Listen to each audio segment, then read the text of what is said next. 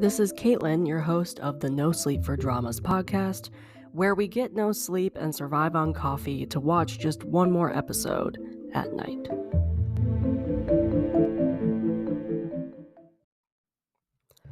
Welcome to another episode of the NoSleep4Dramas Podcast. We are back with an episode that pretty much I do every month on the blog. This is the first time I'm doing it as a podcast episode. There's going to be always two podcast episodes that you will get. It will be the wrap-up episode, which I did one for January, and then it will be watch lists. Like, everybody loves to know what people are watching and what people are enjoying. So I always like writing these as a blog post.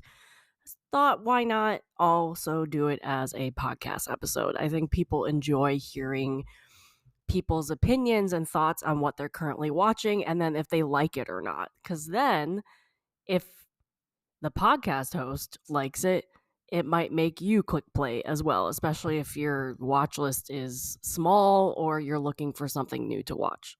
So, if you're new here, this is a podcast about Asian dramas. I watch a ton of them. I love to talk about them. I've ran a blog on Asian dramas for many years now. And so I decided to start a podcast as well this year. So along with the wrap-up episodes and also now the watch list episodes, you will get this as a blog post as well. Pretty much any podcast episode, unless I say in the podcast there won't be a blog post associated with it, you will get a blog post with it. So this is live now. The blog post is also live. So you can either listen to this alone, you could open the blog post and search February 2024 watch list, and you will get this in blog post form, and you could follow along there. However you want to consume this content and consume my ideas and opinions. I probably will elaborate more here than what I wrote in the blog post because I tend to elaborate more when I'm talking, or might remember something to talk about now versus when I wrote this, because I always tend to write the blog post first just so I remember all the dramas I'm watching and my thoughts, my initial thoughts, and then I do the blog post or the podcast episode. I record it probably the day after or maybe a couple days after, using the blog post as a reference. So if you guys have never heard an episode, I watch everything. I watch K-dramas, I watch C-dramas, I watch J-dramas, I watch Thai dramas, I watch BL dramas, I watch T-dramas. I watch everything. I watch anime, I watch movies, so you never really know what you're going to get on my watch list episodes because I might be watching all Korean dramas that month, or I might be watching no Korean dramas that month. So it's always interesting to watch and see what moves on and off of my watch list, and how big my watch list can get. I try to really keep it under 10 dramas at once, but sometimes I just have to click play, you know? Sometimes that just happens. So, all right. Currently, how I'm going to do this episode is I'm going to basically go in the order that the blog post is in. So I do K-dramas first, always. And then usually I talk about Chinese dramas if I'm watching them. Then it's J-dramas if I'm watching any Taiwanese dramas. And then Thai dramas are usually at the bottom. If I'm watching a variety show, depending on the country, it will go right underneath that. So if I'm watching a Korean variety show, it will go right underneath the K-dramas. I think I usually put anime either underneath the J-dramas or at the bottom underneath everything. I haven't been watching an anime recently, so I don't really remember where I usually place it. But basically, whatever order I write it in the blog post is probably what I'm going to talk about. So currently right now, I'm going to start with Korean dramas because I'm actually watching a ton of those, and then we'll move on from there. If you don't like this order, or you think of a better way to organize it, or you want me to add something like, I don't know, my first initial ratings, even though I'm not done with it, something like that, please comment. Uh, Either message me on social media or comment on this podcast episode. You can even go to the blog post and comment underneath it. I just want to be able to give you my honest opinions and thoughts on dramas I'm watching and give you the best idea of if I'm enjoying it or not, or and if you should watch it, because sometimes I won't recommend something and then I'll forget that I wanted to recommend it, and then I have to, I don't know, tweet it out later or something, or talk about it later. So, all right, so we're going to start my little watch list. I clicked play on a bunch of new stuff over the weekend. So there's a lot of dramas on my current watch list that I've only watched like the first 1 or 2 episodes. I'm still going to talk about them because they're on my current watch list, of course, but you might hear my very early opinions on it, and that might change when I actually finish them. So we'll see how this goes. All right, so my first Korean drama I mentioned is Captivating the King.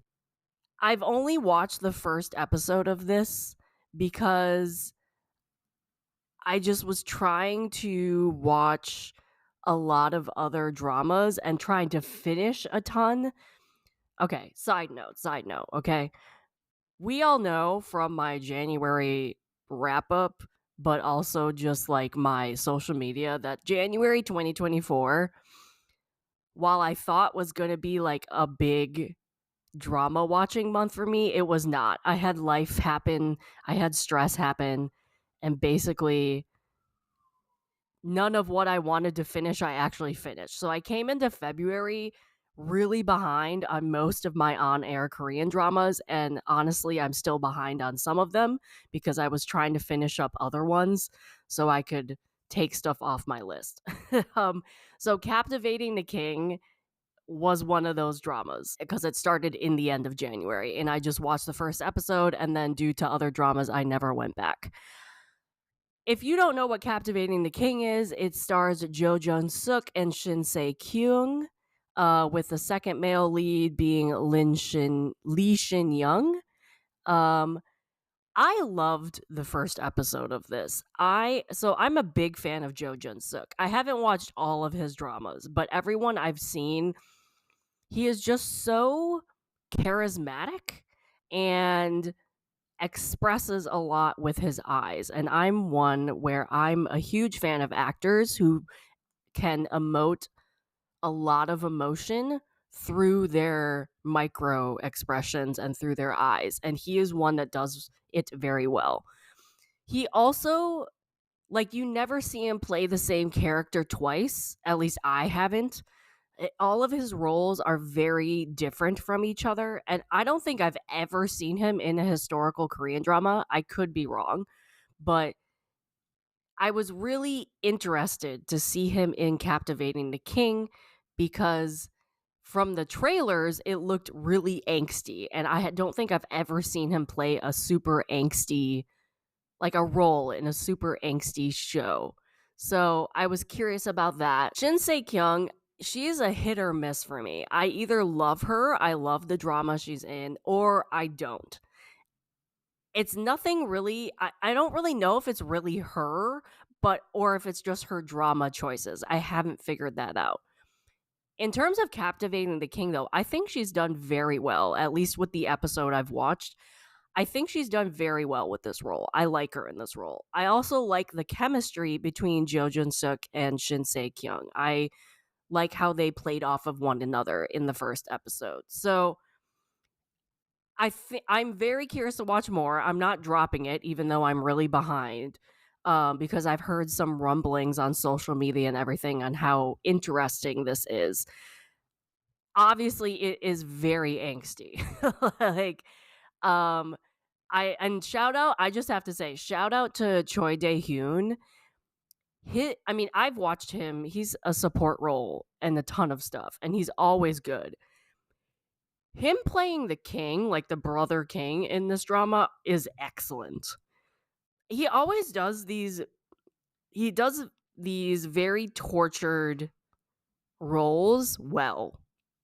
And my God, his character is dark. He's like, his character is troubled in this drama, and he acts it so well.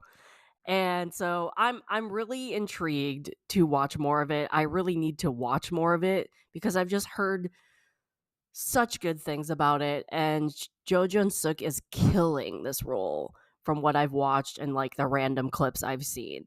I'm also just really surprised I clicked play on this in the first place, but B, I enjoyed the first episode because I am not an angst watcher. I try to avoid angst, and this one has a lot of angst.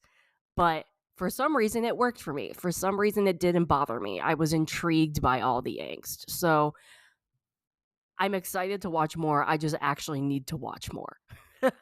It's like, it's one of those things where I need to get my butt in gear and just watch more dramas or more episodes of the drama, I should say. Okay, so the second one I'm watching is A Killer Paradox. I've only watched the first episode. I literally clicked play on this on like Friday night, and it's Sunday now that I'm recording it. I've heard very mixed reviews of this drama. I've heard the first half was excellent, and I've heard the second half either was great for some people or kind of fell apart in the second half. I'm not one to judge a drama just from opinions. I try to go into a drama if I'm excited and I want to watch it. I tried to go into a drama objectively. Like, I want to know that I'm going to form my own opinion, try not to be swayed by other people's opinions, that type of thing. So, I've only watched one episode. I'm really trying not to think about the second half. I'm still going to watch it. I'm still going to continue watching it. I enjoyed the first episode. What's interesting is even though I've heard people say their opinions on the second half, I haven't been spoiled on it. So they are not really like, oh, I hated this specific scene or hated this specific part. They just were like, oh, it kind of fell apart. So even though I've heard people's general opinion on the second half, I haven't been spoiled, which is crazy. I mean, I'm so early in this drama because you read on the synopsis in my drama list. You read on the synopsis that Choi Woon-shik's character realizes he has a superpower. I haven't even got to the point where he realizes he has a superpower, to my knowledge. Maybe he just like thinks he does and is actually not what actually happens. I don't know. But he doesn't even like have that thought yet. So I'm really early on. I definitely noticed Sun Soo Kyu. I understand why people have been talking about him. We knew this about him though. Like, he's always this charismatic character. He's such a good actor. Like, such a good actor. So I'm curious to see what I think about the second half. I'm hoping to finish it this next week. I'm hoping I can like binge it, but we'll see. But yeah, that's kind of all I have about Killer Paradox because I have only seen the first episode. And also the person, because like in the synopsis it says that Choi Woon-shik's character, he's like an ordinary college student who gets into an argument with a customer and unconsciously like kills him, right? Like unintentionally kills him. And you see this in the first episode, so it's not like a huge spoiler or anything. I thought he was going to kill a different character because it was like two people who walked in. I was like, oh, he's definitely going to kill this guy. Obviously, I think that was the intention of the drama because like you think he's going to accidentally kill this one person. It wasn't really an accident, but like unintentionally kill this one person, but then he turns around and does the other person that was in the room. Which I don't know. I kind of was like, oh, it's that guy. I didn't realize that was going to be the case.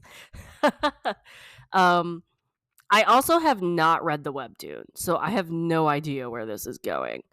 I usually try not to read webtoons before I watch dramas. I normally don't read webtoons in general. The only thing I like read is if I really enjoy a drama and I'm curious about the webtoon, I will go and read it then. But I barely read those webtoons anyway. So kind of going in this one blind. I like it so far. Okay, so the second one, I haven't really made much more progress on it. If you guys know me, you know that I try and watch a daily weekender drama, one episode a day, that type thing, right? Um and so Bad Thief, Good Thief, I'm watching. It's a weekender 50 episode drama, hour long an episode, I think. I haven't hit click play on more episodes. I've watched the first 2 or 3, and I just have been trying to finish up other episodes, or not other episodes, other dramas, and catch up on the other ones that are ending. Because this one, I don't really have an end date. I'm going to watch it here and there.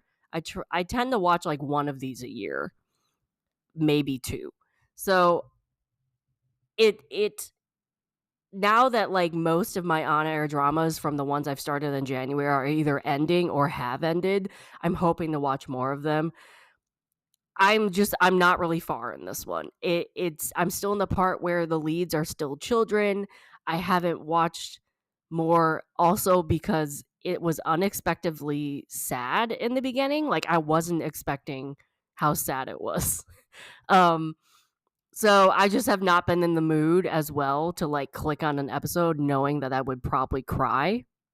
I'm still in that introducing all the backstory to all these characters, and they're all children right now, which I wasn't expecting all of the main characters to know each other as children. I just thought it was going to be a cops and robbers fun crime drama, and it probably will turn into that when they're adults, but the fact that we're still in the child early stages phase and getting all of this lore on these robbers, basically this robbers are a family of robbers. They grow up with this legacy of this multiple generations of robbers, and one son carries on that legacy and the other one becomes a lawyer or a prosecutor.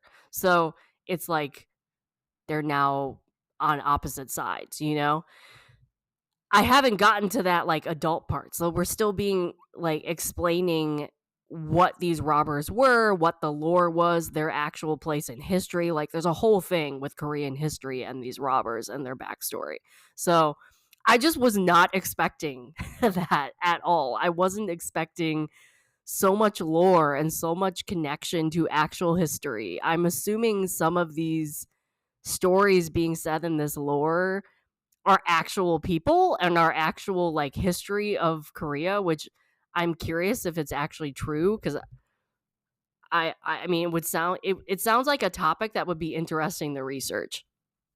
So I haven't clicked play on this. I'm not dropping it because, again, I plan on watching this for a long period of time. There's no oh, I absolutely have to finish this by June or something, So I just need to get back into it and actually watch more dramas and not have it sit at 2 episodes, 3 episodes for months at a time,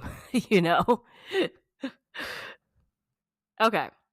So the next Korea drama, which I again have not watched any more dramas since I clicked play because I was trying to clean out my watch list, was Love Song for Illusion. It ends in 2 weeks or something, and I'm only on episode 1 or 2.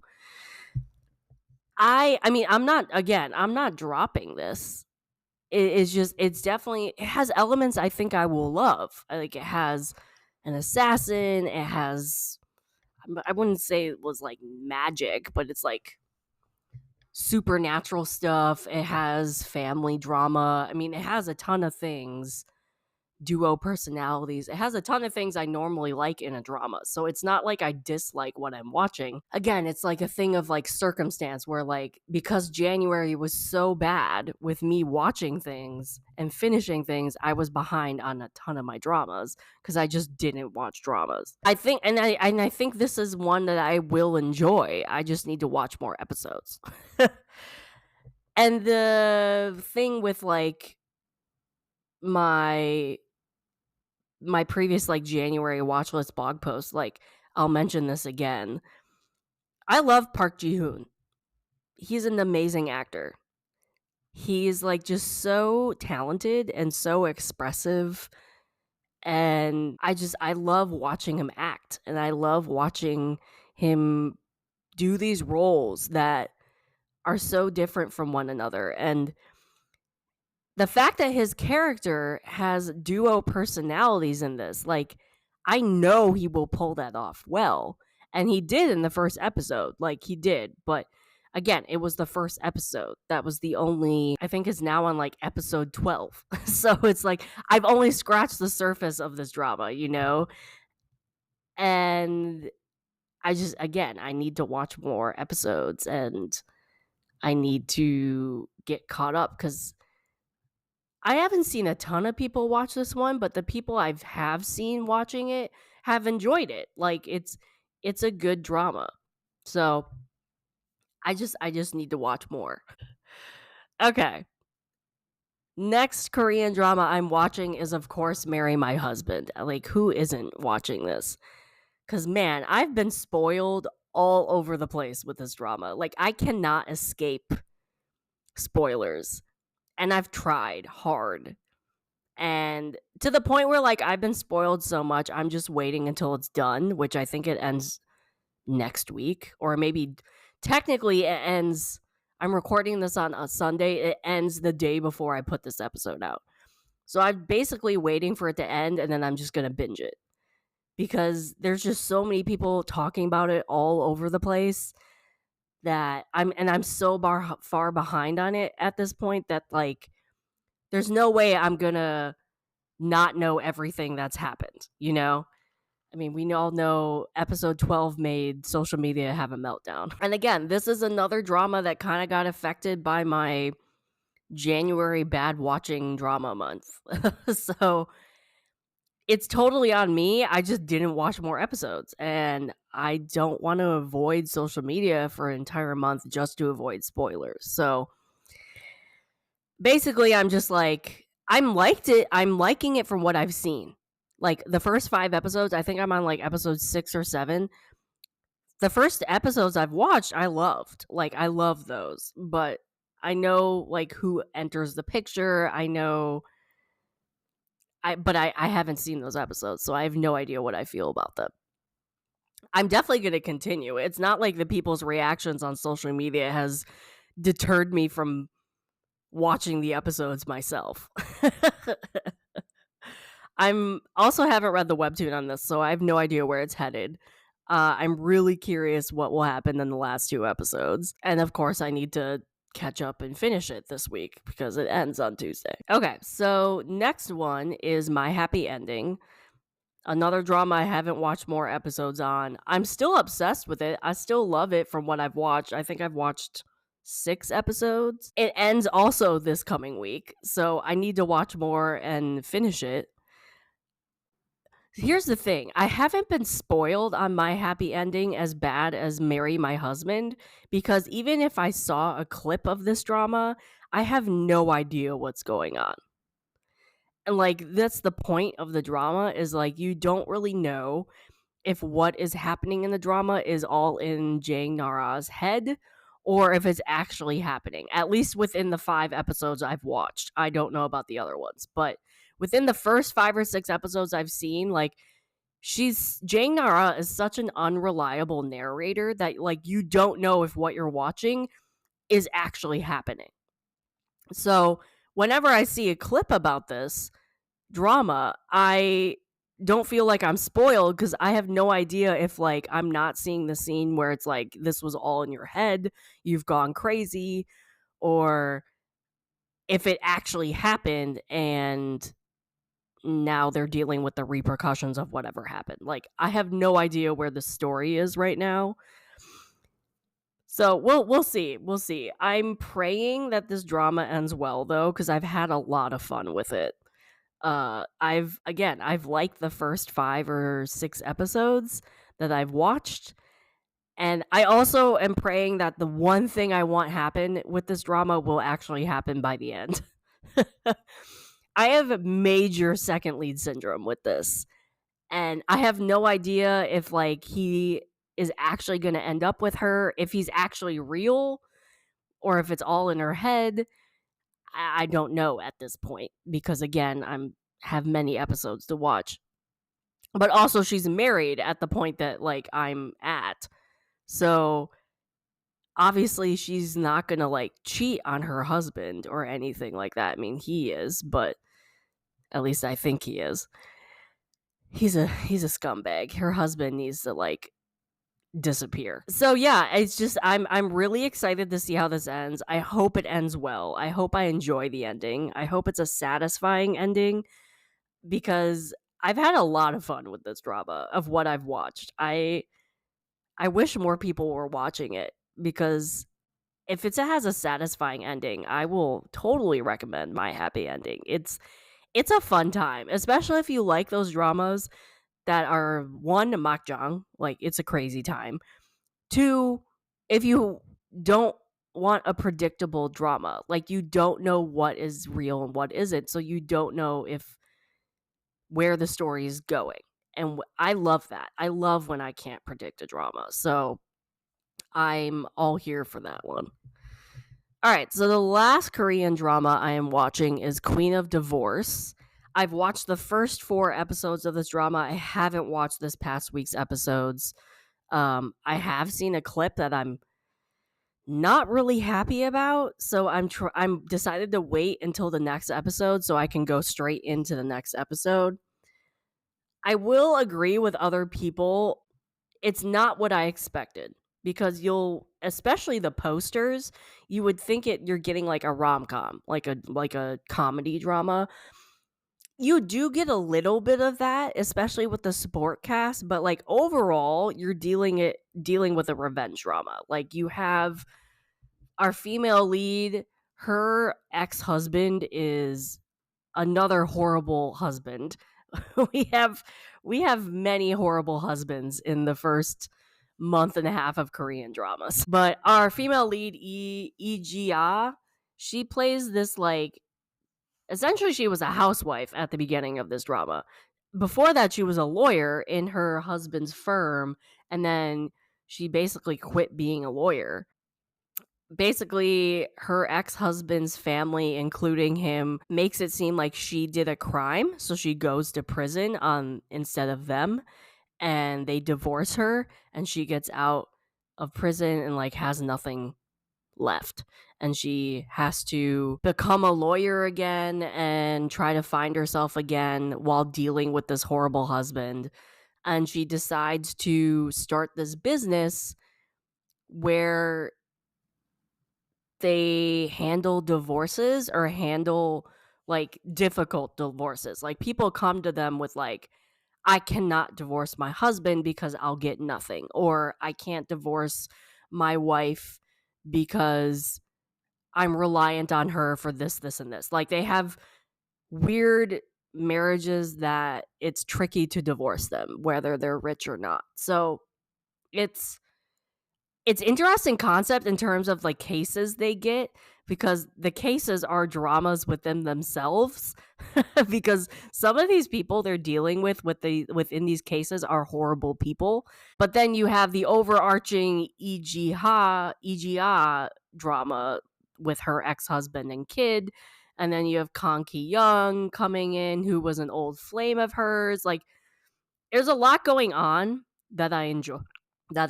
I will say though, I wish, because Ijia's ex-husband, he's doing a fantastic job of playing a character you hate. Like you hate him, you despise him. He's a horrible person.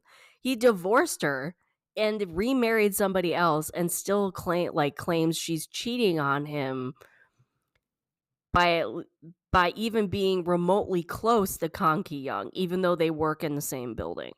Like, he's possessive of her and can't understand why she won't be with him. Like, he doesn't see anything wrong with what he did by sending her to prison, and doesn't understand why she's so angry with him. Like, he literally is delusional. He thinks that she would come out of prison and happily be his mistress while he's married again, and like uses the kid as leverage. Like, he's a horrible, horrible person. And so a scene I got spoiled on at the end of episode 6, I haven't watched the entire episode, so I don't know if there was context to this scene. I don't know like where it is in the episode. I don't know if it's like a cliffhanger or something. But the scene I saw, because Lee Ji Ha and Kang Ki Young have such great chemistry. I love them together. Especially Lee Ji Ha. Lee Ji Ha doesn't like him, Kang Ki Young's character. Kang Ki Young like still loves her from college. They were old flames in college. You could tell he still has feelings for her. She doesn't know what she has yet. I'm assuming she has feelings, you can tell, but like I don't think she wants to deal with those yet. The clip I saw was she is on the roof of their office and sees her ex-husband down on the street level, either on the sidewalk or like in a car. I can't remember. Kang Ki Young comes up behind her and she turns around and kisses him. Like, that's it. And I'm just like, that clip, I'm like, why? Like, why does that have to be their first kiss? Like, he didn't consent. She kind of did it out of nowhere. She obviously did it because her ex-husband's on the street level and looking at them. Like, she did it solely for revenge purposes. Because she doesn't even know how she feels about the guy. Like, he does. So, I don't know. I didn't see, like, what happened afterwards. I don't know if that was part of the episode or not. But I'm really angry about that first kiss because I don't agree with it. And I don't like how, like, the circumstances behind it. Because they had great chemistry. They have great chemistry. And I was spoiled on that kiss because I just haven't watched this week's episodes. And I'm not happy with it. I'm gonna continue watching it. Like, I need to watch this week's episodes anyway.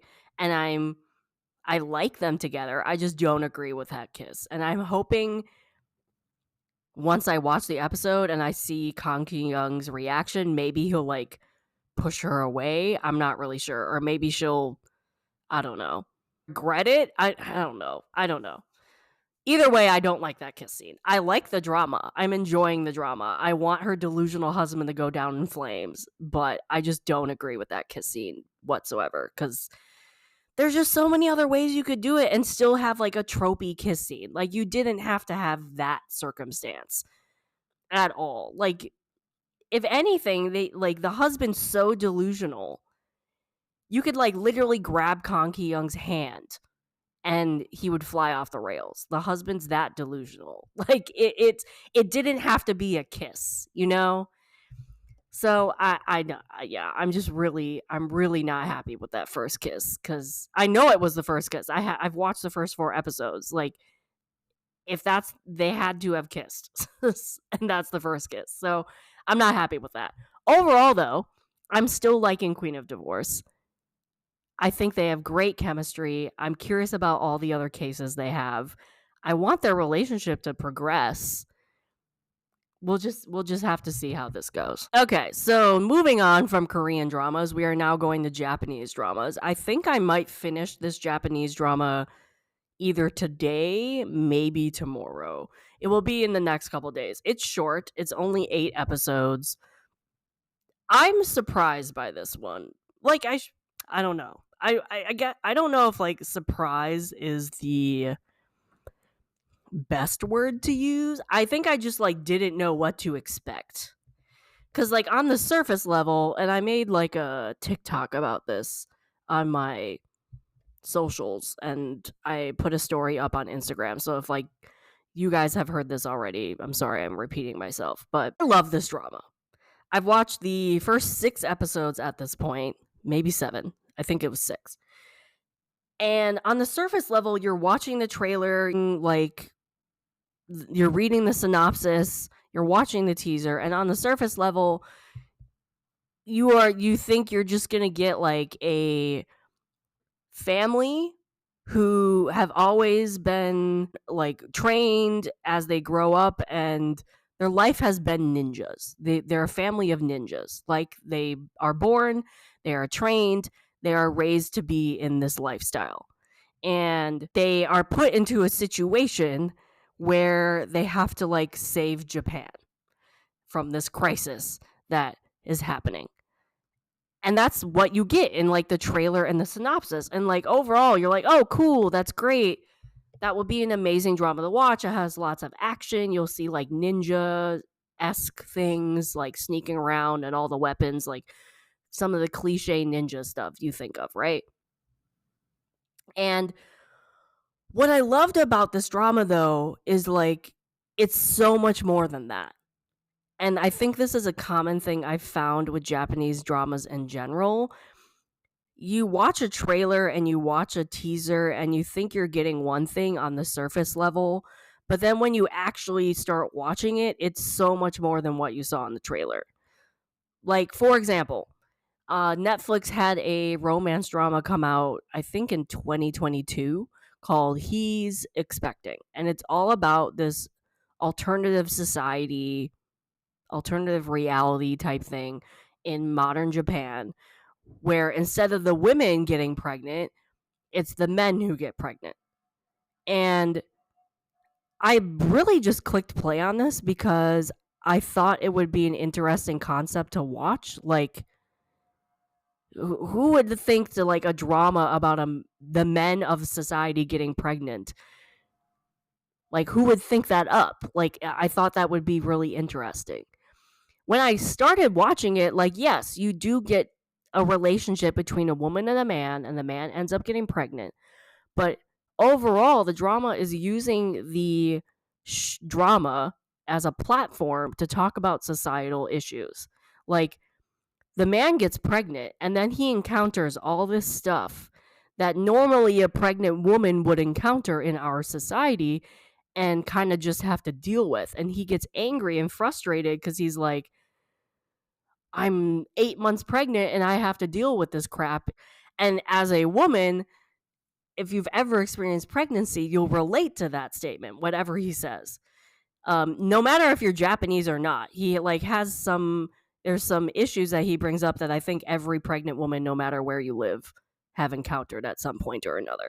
And just like some conversations he has with his wife about like child rearing and like what to expect in the future and how their lives might change once the child is born. Like, it had some really interesting conversations and brought up some interesting topics from the male perspective.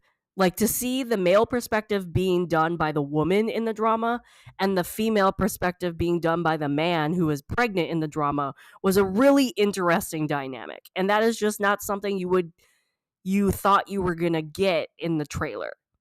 So with House of Ninjas, you expected an action-filled ninja story, but underneath the ninja part, if you took the ninja part away, this is a family drama. It's a group of people, a family, dealing with family issues. You have sibling drama, you have parents raising children drama, you have different generations in the same household and what drama might come with that. You have marital problems, like the wife, the husband gets a new like manager, like office manager, and she's a female, and so the wife starts like, who's this female working in your office that I've never been introduced to, you know? So it's interesting to see that you have all of these issues you normally see in like a regular family underneath just being ninjas. The other thing that you don't expect is a big topic within this drama is grief. There's a thing that happens in this drama, and I'm not going to spoil it. The entire family has to grieve, and the drama shows how each of these family members grieve. And grief is a huge topic that is talked about and portrayed throughout this drama. And it's just so good. It's like it's portrayed so well. And it like I just was not expecting it. I wasn't expecting like the whole overarching topic of grief. I wasn't expecting like the heart of this drama being a family drama. Like, I just assumed it was going to be like ninjas saving the world. Like, it it was so much more than that. And I don't know why I'm always surprised when this happens. This happens like 90% of the time I click play on the Japanese drama, that I always am expecting one thing and it goes much deeper than what I'm expecting. I should stop being surprised, but I always am. I will say there was one plot point that like you could predict what would happen by the end. Like, I'll just say, if you don't see a body, the character's not dead. That's all I'm gonna say. Um, it was a little tropey and cliche with that one predictable part, but I still like the drama a lot so far. It just it works. It's working for me, and I'm really glad that it's working for me because I haven't finished it, so I don't know the end. Like, it could go downhill, but I really don't think it will. I mean, I'm only 2 episodes away from the end, and it's been very good up to this point. So I don't think it's going to like do a 180 and crash and burn or anything like that, but it's great. I'm loving House of Ninjas a lot. That's on Netflix. Okay, so the last drama I'm watching currently, and this is one that I have been wanting to watch forever, and I just haven't clicked play. And that is the Taiwanese drama Light the Night. There are 3 seasons of it. This is a 2021 drama, I think. I think all 3 seasons came out in 2021. And they're all on Netflix. I want to say, okay, so 2 seasons came out in 2021. The 3rd season came out a little later in 2022. I don't know what I was expecting of this drama because I've seen the trailers, but I guess I didn't pay attention. Like, I haven't watched the trailers in a very long time, so maybe I just didn't remember. But I mean, it basically what this is you're in Taipei in like the 1980s, I want to say late 1970s, maybe 1980s.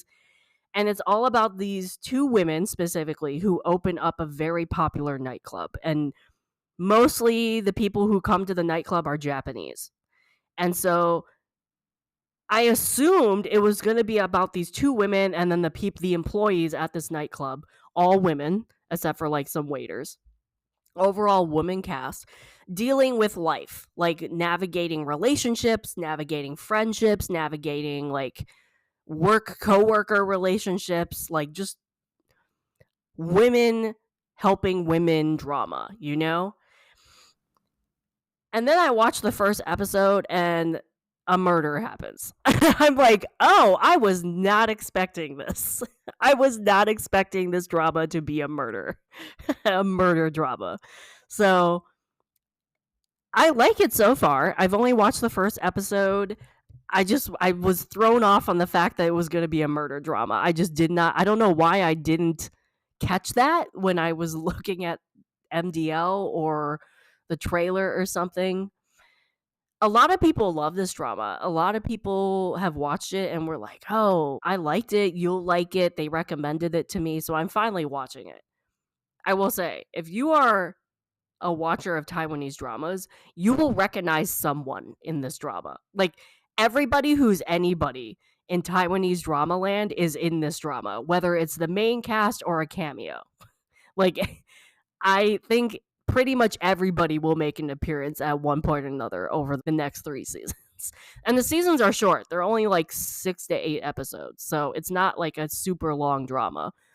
I don't really remember why they split it into seasons. I don't know. But that is the last one that I'm currently watching. And that is the end of my current watch list for February 2024. I do plan on starting some other dramas before the end of February. So my watch list in March is going to be different. Like, this coming week, I plan to start the Chinese drama Meet Yourself, because future podcast episode, maybe. I don't know. So, and I also plan on like finishing some things. Like we said, A Killer Paradox is going to be done probably this coming week, along with some of the other Korean dramas that I am way behind on, but I plan on finishing. So my watch list in March is going to be very different, which I'm happy for. Also, I need to get stuff off my current watch list because March looks like it's going to be a tsunami of at least airing Korean dramas, but I think it's going to be a tsunami of dramas in general. I think we have 13 potential Korean dramas in March. I think 10 of them are confirmed, and then there's like 3 or 4 that we might be getting, we might not, like they're rumored for March. There's a lot of Korean dramas coming out in March. But yeah, that's my watch list. Let me know what you are watching. Let me know what you are liking. Are you watching anything I am liking? Do you want me to start watching something? I feel like everybody is watching something that I'm not watching. Like, for example, the Chinese drama Amidst a Snowstorm of Love. Everybody's watching it. I think it's done now, so I'm now probably could click play. The thing is, with Chinese dramas, I tend to wait until they're done airing because I can't keep up with the airing schedule. So now that it's either done or almost done, I could click play on Amidst a Snowstorm of Love. I love me some Wule. I love the female lead as well. I like both of them. So obviously people are going to tell me to watch that one because I like both leads. But yeah, I think that's all I'm watching currently. There's going to be a ton of turnover on that watch list in a little bit. But thank you for listening to another episode of the No Sleep for Dramas podcast. Bye. If you want to continue the conversations about dramas that were started in this episode, you can find me on Instagram, TikTok, and Twitter under the username NoSleep4Dramas. That is no sleep, the number 4 dramas, just like in the title of the podcast. This podcast is also an expansion of my blog, so you can visit my blog at www.NoSleep4Dramas.com, the number 4 dramas.com, and find multiple years of blog posts already available at your fingertips. All links are in the description of this episode.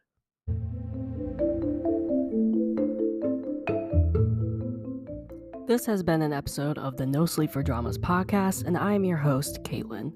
I will see you here next time, and I hope you get no sleep chasing the next episode just like me. Good night.